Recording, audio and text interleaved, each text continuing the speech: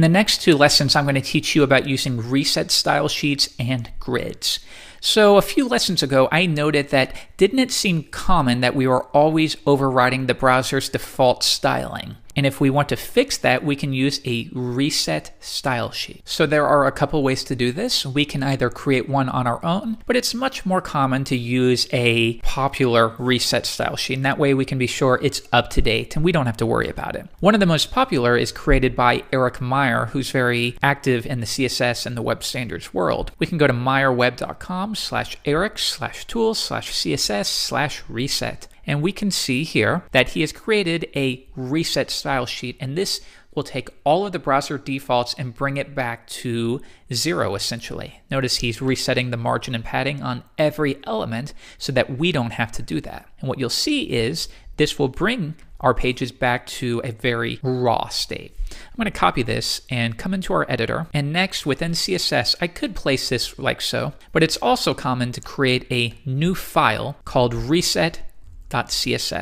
And then we'll paste it in. Now, if we want to include this, we can link to it in our index.html file. Using our new Zen coding skills, I can type link, and that will automatically expand, and I can simply reference it. Now, notice I'm having two links here, and this is a bit beyond the scope of this course, but it's important to keep in mind that you don't want to link to 10 different style sheets in your project because that's more what we call HTTP requests that the browser must perform. So what you would probably do is before you deploy this, you would either run a script that would combine these together, or you could manually create a new file and copy all of your style sheets into it and then reference that one CSS file. And what this is going to do is because you're not loading as many files, the page is going to load much more quickly. So that's something to keep in mind. For now, we're going to separate these for understanding's sake. Save that and let's create some markups. So we'll do what we did last time. Create a wrapper and a header with a heading 1 that says my website,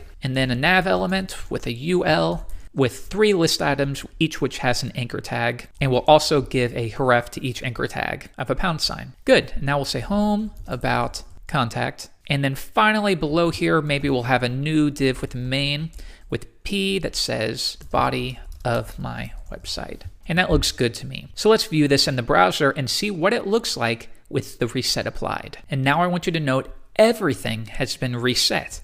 If we remove it, you can see we're going to receive any browser defaults. But if we get rid of it, it reduces everything to their absolute defaults. The headings don't have any font weight. List items don't receive bullets. There are no margins applied. So it's important to know that there is a lot of debate on whether this is helpful. A lot of people feel that they should not use the reset because they're going to add a lot of these stylings back in anyways, and it's a waste of time.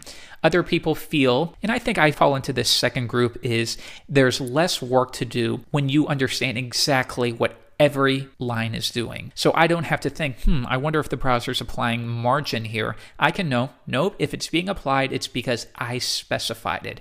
However, you should decide for yourself. Another popular tool is what we call normalize.css. And this has been gaining a lot of popularity. And what normalize does is it's not as much a reset as it will normalize all browsers. So it will take any inconsistencies that are fairly common. In older versions of IE, perhaps the padding on a UL won't be identical to what it is in a newer browser. Things like that. It will correct bugs. It will normalize styles. So let's check out the demo. And you can see here, this is what we would call a base.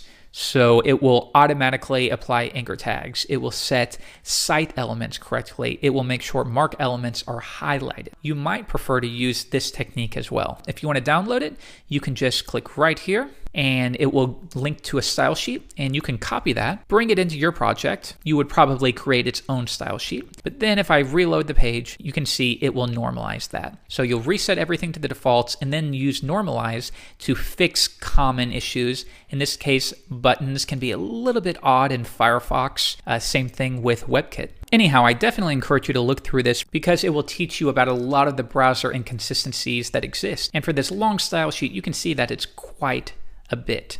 Definitely consider doing this. And what you'll find in the next lesson when we start learning about grids is that many grids provide their own reset, which are generally going to be quite similar to Eric Meyer's. So we'll take a look at that in the next lesson.